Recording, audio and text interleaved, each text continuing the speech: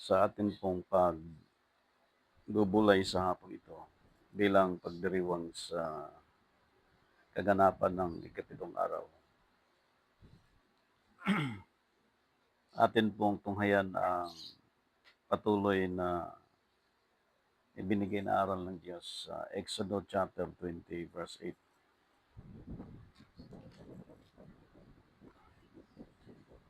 Exodo chapter 20 verse 8. Basahin po natin sa Tagalog.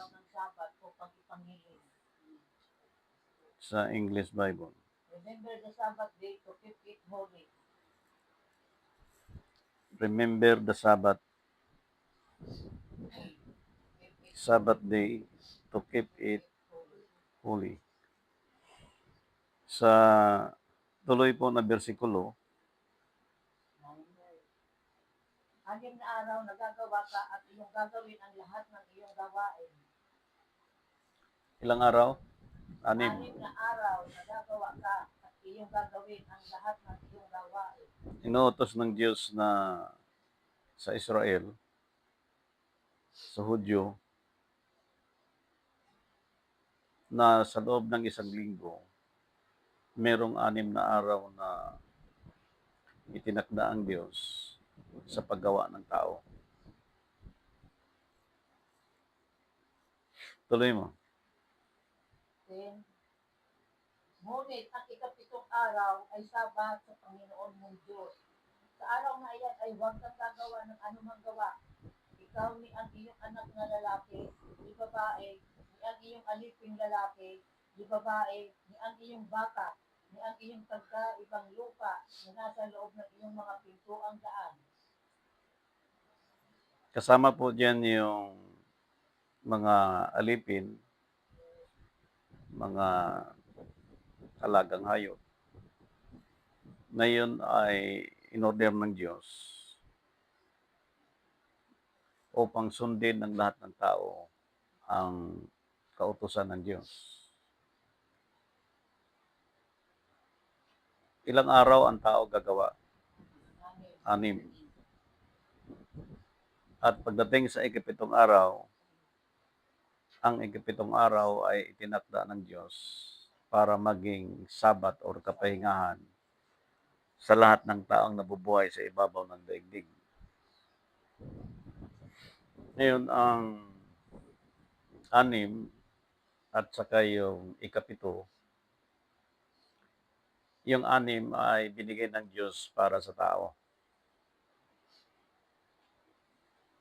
At yung ikapitong araw ay binigay ng Diyos para sundin ng tao na yung ikapitong araw na yon ay para sa Diyos.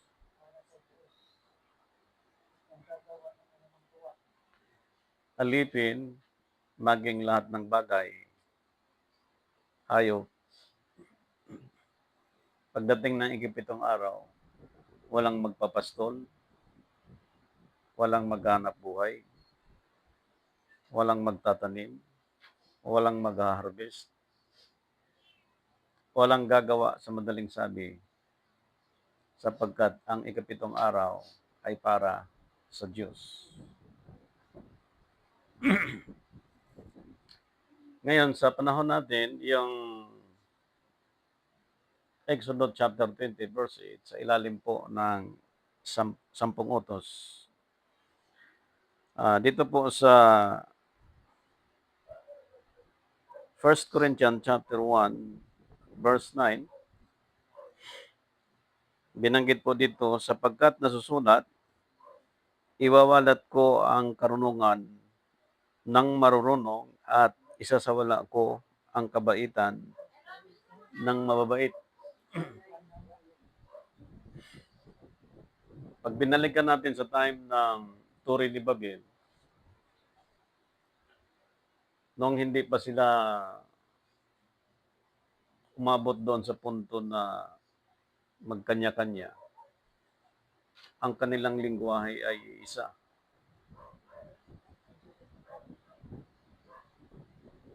Ngayon, sabi ng Diyos, ang kanilang mga lingwahe ay kanyang babaguhin. At doon nagsimula na nagkakaroon po ng division ang tao. Kaya sa mga nagsusuri, hindi na magtaka sa panahon ngayon na kung bakit may mga halos bilang natin in more than 8 billion sa panahon ngayon na merong 197 nations na ang bansa natin ay merong 120 million or more than today na yung dami na ito kapag tayo concerned sa international community sa iba't ibang lingwahe na mula sa isang lingwahe lang na ngayon halos umabot ng 6,000 languages sa buong daigdig. Yung utos ng Diyos sa Exodus chapter 20 verse 8 sa binasa kanina, 6 na araw gagawa ang tao at pagdating sa ikapitong araw, ang ikapitong araw ay Sabat sa Panginoon. Now, there's more than 197 nations. Itong weekly competitions, napapaloob po doon yung Sabat. At yung Sabat doon sa lingguhan, na siyang pang-ikapitong araw, dalawang pinakita na mukha doon sa aral na yon. 6 para sa tao, na pagdating sa ikapitong araw ay para sa Diyos. Ibig sabihin, kapag ang isang tao ay tinawag na sa paglilingkod sa Diyos, yung taong yun na tinawag na sa paglilingkod sa Diyos, matawag natin na isang tao katulad ni Apostol Pablo, Apostol Mateo, lahat ng mga apostol, magmula sa mga propeta hanggang sa panahon natin, through Jesus Christ, sinabi ni Apostol Pablo sa Corinto, si Kristo ang karunungan at kapangyarihan ng Diyos. Ibig sabihin, itong 6 days na binigay ng Diyos para sa tao at yung 1 day, which is Sabbath day, si Kristo magbibigay ng karunungan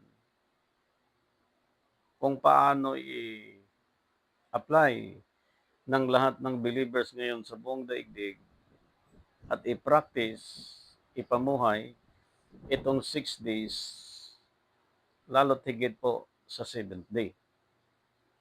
Ngayon, ang ipinakita dito sa panahon natin para po maging malinaw sa ibang mga nagsusuri, sapagkat in different family today,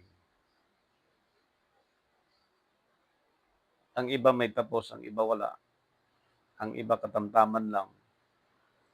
At dahil sa kahirapan, marami pong mga tao na late registration.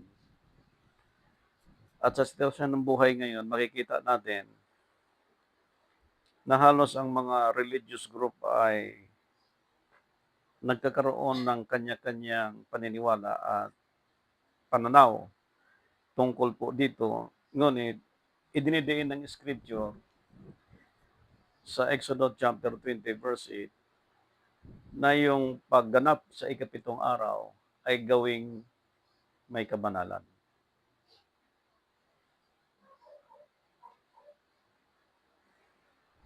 Sa paliwanag dito ni Haring David, sa Psalms chapter 41 verse 12, ito po ang kanyang paliwanag dito.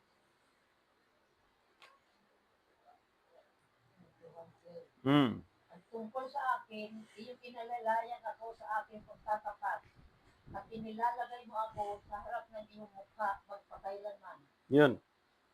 Yung last days, which is 7th day, to make it holy, na yun exclusive is for to God Almighty. Yung 10 utos kung makikita natin na yung 6 para sa tao, yung 4 sa Diyos. Na yung 4 na yon sa Diyos, kasama na po doon yung to make it holy, yung Sabat sa Panginoon, na itong para sa Diyos, katulad ng mga propeta at mga apostol, hanggang kay Apostol Pablo, na sila ngayon ay tumupad sa ikapitong araw. Sila yung tutularan sa panahon natin ngayon as a Christ believers na hindi na muli nawa mangyari ang nangyari sa unang mga tinawag ng Diyos, sapagkat ang ating unang mga ninuno ay nagpangaligaw sa mga tuntunin ng Diyos. At sa ating panahon, minana natin ito na hanggang ngayon, maraming mga Christ believers hindi na po nagpahinga sa ikapitong araw. So anong nangyari bago sa panahon natin? Sa 1 King, chapter 15 verse 23, sapagkat ang panghihimagsik ay gaya ng kasalanan ng panghuhula, at ang katigasan ng ulo ay gaya ng pagsamba sa mga Diyos-Diyusan at sa mga tirap, sapagkat dahil sa iyong itinakwil, ang salita ng Panginoon ay kanya namang itinakwil ka upang huwag ka nang maging hari. So dito po ay leader ang tinumbok kaagad sa sulat ni Propeta Samuel na ang leader kapag naghimagsik laban sa Diyos at yung leader hanggang sa followers, ito ang gagawin ng Diyos na mapabilang at kasama ang mga ito sa pagtakwil ng Diyos magmula sa hari hanggang sa mga tagasunod.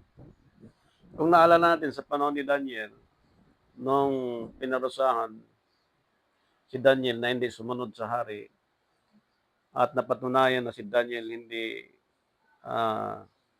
sumunod doon sa order na in 30 days, kailangan ng sambahin yung hari lang.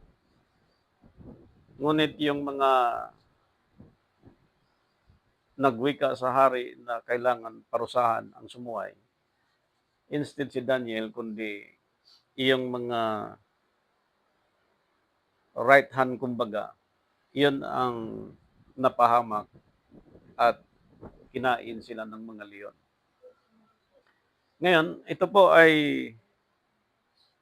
isa sa mga atin pong ibabahagi sa pagtatalakay ito, sapagkat sa 1 Samuel kanina, chapter 15, verse 23, ipinakita din po kanina sa sulat ni Haring David, nakababasa lang po ng ating kapatid, no? Sa Psalms chapter 41, verse 12. At tungkol sa akin, iyong inaalalayan ako sa aking pagtatapat, at inalalagay mo ako sa harap ng iyong muka magpakailanman. Sa verse 13, purihin ang Panginoon, ang Diyos ng Israel, mula sa walang pasimula at hanggang sa walang hanggan. Siya nawa at siya nawa.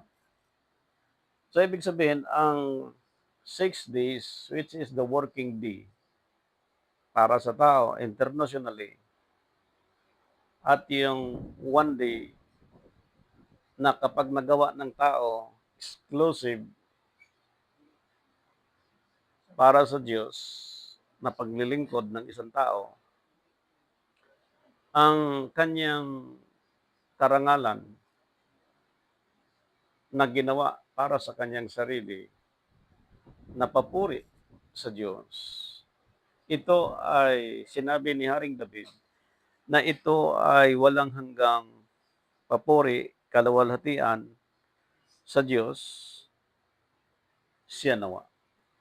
So, ang atin pong tinitingnan dito sa pagbabahagi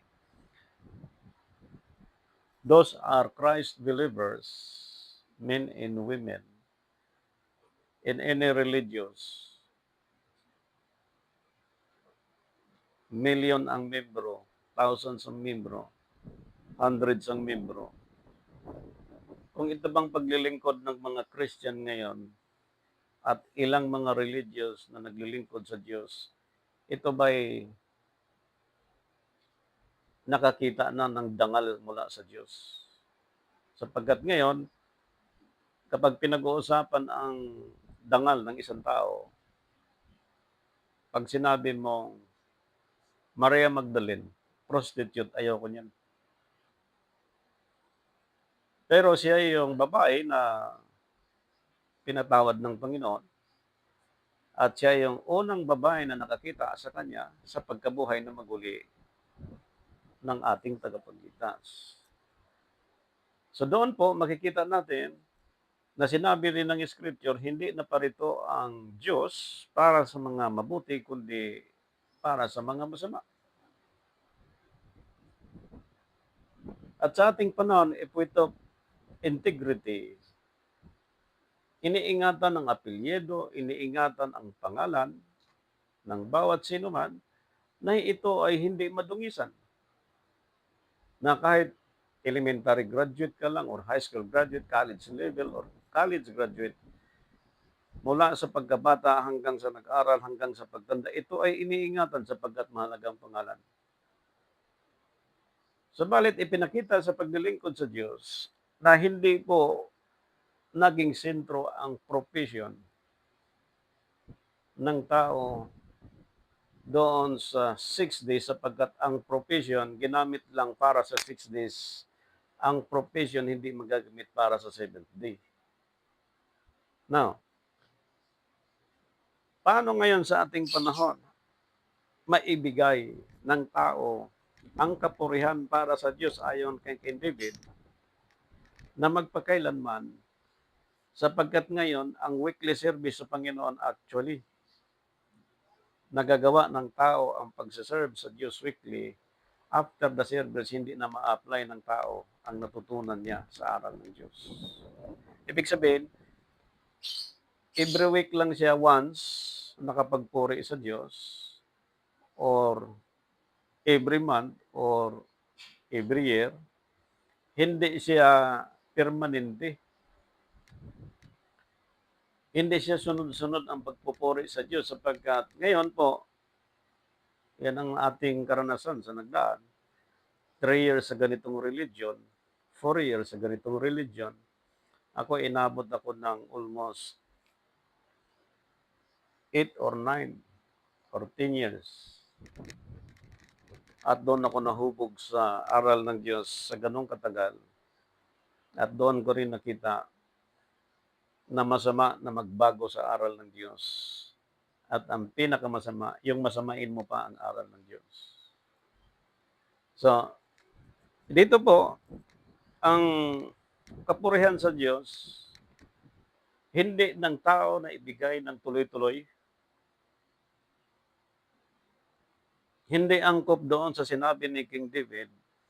At ito nga ang nangyari sapagkat ang panghihimagsik ay gaya ng kasalanan ng panghuhula at ang katigasan ng ulo ay gaya ng pagsamba sa mga Diyos-Diyosan at sa mga tirap.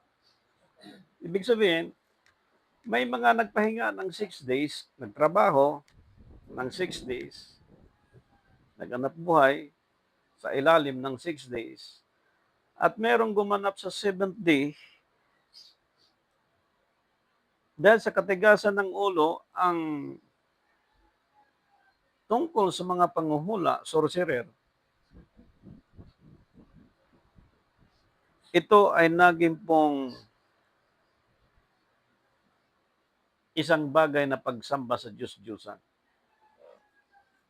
Sa 7th day, actually, even any religions today, bawal na po dito actually ang pagsamba sa Diyos-Diyosan. Bawal na po yung mga panghuhula. Bawal na po yung pagtakwil sa salita ng Diyos. Like evangelism, Bible study. Pag yun ay tinakwil, yan po ay bunga sa katigasan ng ulo sa panahon natin ngayon. Kapag ikaw nanay at may anak ng ganong katigasan ng ulo at may ilan kang anak, ang ituturo ng tao in terms of integrity, kasi yan ang tatay eh, yan ang nanay eh, kaya ganon yung anak. Ibig sabihin maraming tao nagmamalinis sa panahon ngayon na itinuturo kung sinong may salarin sa naging buhay ng taong yon.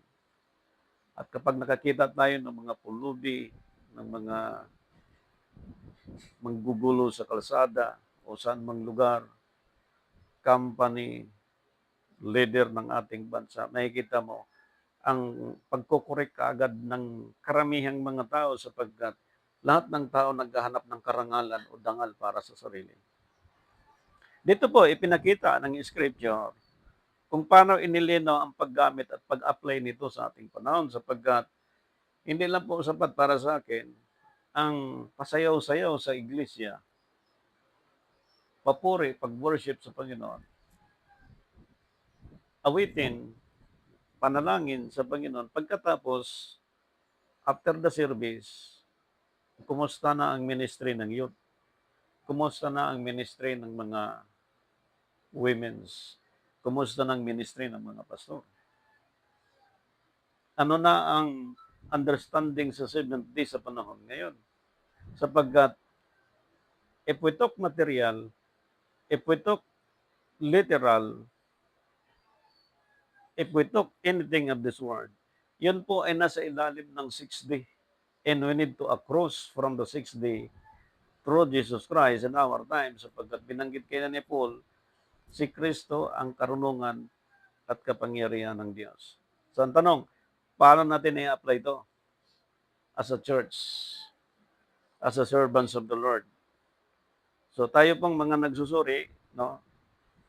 Aralin ding mabuti, huwag kang tatayo sa sarili mong religion, kundi mag-review kang mabuti, mag-aral kang mabuti, sapagkat ito ang kailangan nating karangalan na matanggap mula sa Panginoon. Hindi po ang ating organizations. Okay. So nagbigay po ng halimbawa ang Diyos sa panahon natin at ito ay sinunod din sa panahon ni Propeta Samuel in chapter 12 verse 16 and 15. Chapter 12 verse 4 lang muna.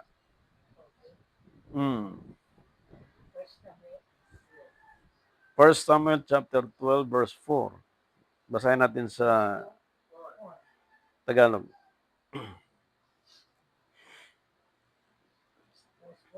At kanilang sinabi, hindi siya nagdaya sa amin, ni tumighati man sa amin, ni tumanggap man ng anuman sa kamay ng sino man. 5.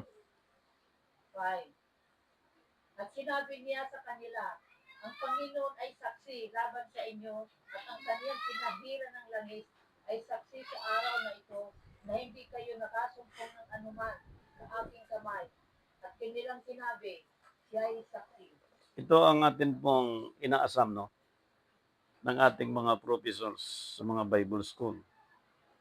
Nanaway ituro, i-lecture ito, i-seminar sa mga leader ng ating bansa. Hindi lang sa local, kundi sa international. Sapagkat dito po, ipinakita na kung paano maiingatan yung karangalan na binigay ng Diyos doon sa mga taong kumikilala sa Seventh Day. Ipinakita po ng 1 Samuel chapter 12, verse 4, na kababasa lang ng ating kapatid. Chapter 12, verse 4, nais ko lang ulitin to. Okay. At kanilang sinabi, hindi nagdaya sa amin, ni pumighati man sa amin, ni tumanggap man ng anuman sa kamay ng sinuman. Ibig sabihin may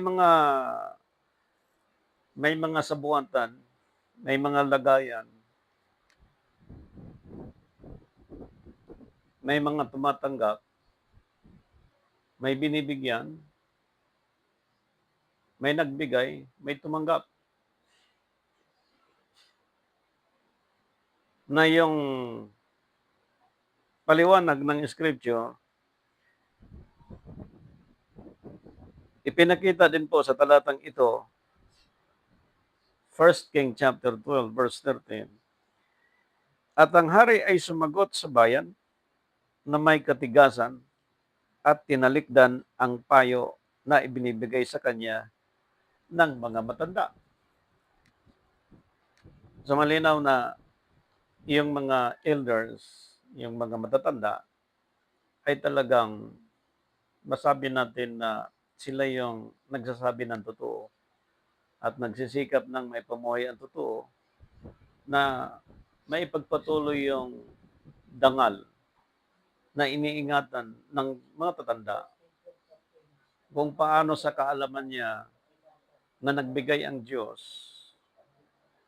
mula sa Exodus chapter 20 verse 8 na hindi dangal na bigay ng sanlibutan kundi bigay ng Diyos kapag nasunod ng tao na anim para sa tao na pagdating sa ikapitong araw ay sa Diyos. Ngayon, itong ikapitong araw, internationally, ito ang time na tutukan ng tao kung siya nakasunod na sa Diyos sapagkat bawal na po ang mga salitang hindi nakalulugod sa Diyos na pagbanggit ng mga termino na hindi angkop sa seventh day sapagkat yung mga salita dito sa sixth day, pinag-uusapan lahat ng salita tungkol sa buhay, tungkol sa pamumuhay, tungkol sa mga bagay na kailangan ng tao. Ngunit pagdating ng seventh day, hindi na po siya pinag-uusapan because you need to rest spiritually, physically, and literally. Kaya lang, pagdating doon sa seventh day, pinakita natin God was rest through Jesus Christ by His flesh. At tayo as a human being, bilang tao, we need to rest also through Jesus Christ. Ngayon, kapag nagbuo ka ng church, nagbuo ka ng samahan, nagbuo ka ng grupo as a Christ believers by the will of God, hindi sa will mo by the will of God, titiyakin mo ang iyong grupo from the head down to the followers na talagang merong integrity na handa siyang ipaglaban ang karangalan yon sapagkat ang kapurihan hindi pantemporary lang para sa Diyos, kundi magpasawalang hanggan. Ibig sabihin, angkop doon yung pag-aaral tungkol sa tao, kung kailan siya pinanganak, anong edad siya tumanda, magiging advisor siya, na hindi siya pasaway. Hindi pwede ang isang matatanda o may edad na naging pasaway, kundi isang advisor siya. Kaya minsan may nakakita akong mga may edad na halos kaedad ko po at may edad pa sa akin. May iba suplado. Bata pa akong 7 years old. Meron lang nanghingi ng malunggay, ayaw magbigay. Meron lang tumatakbong mga kabataan sa gilid ng bahay niya, nangahabol ng latigo. Kasi daw maingay, magulong mga bata. In my time, na-realize ko, ngayon, kaya pala nagalit yung matandang yun sapagkat ngayon sa 55 na edad ko, naramdaman ko rin na ang pangit pala sa kabataan namin noon. Pero kailangan mong tanggapin yun sapagkat lahat dumaan sa pagkabata. Tayo, minsan, umabot sa mga edad na gano'n, naging strict tayo. Parang ayaw na natin ng may sinagsing-along, ayaw na natin merong tumatakbong mga bata, nagsisigawan. Kasi nga, ang mga edad, bilang lang ang oras kapag nakapikit ang mata, 2 hours, 1 hours, pag nagising yan, tuloy-tuloy yan, wala nang tulog yan. Ang tanong, anong problema? Bakit hindi siya makatulog? Ang isang kaso niyan, hindi na ibigay ang 70 para sa Diyos. Kaya naging bugnutin karamihan ng matatanda sa panahon ngayon. I'm sorry, sa iba, hindi naman lahat.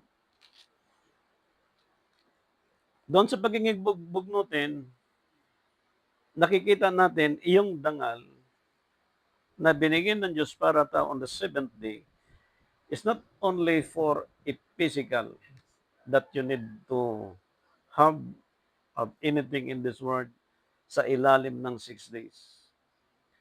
Hindi tumitingin ang Diyos, ibinigay ka para mabuhay ka diyan sa 6th day. Ngunit ang tinitingnan niya dito, yung God was rest on the seventh day. Ang sabi ng scripture, to make it holy. Ibig sabihin, hindi na pwede ang 6th day i-apply sa 7th day. Sapagkat ang 7th day, exclusive ay para sa Diyos. Ang 7th day, that is my time and your time and ye are time to give glory and honor to our God Almighty. So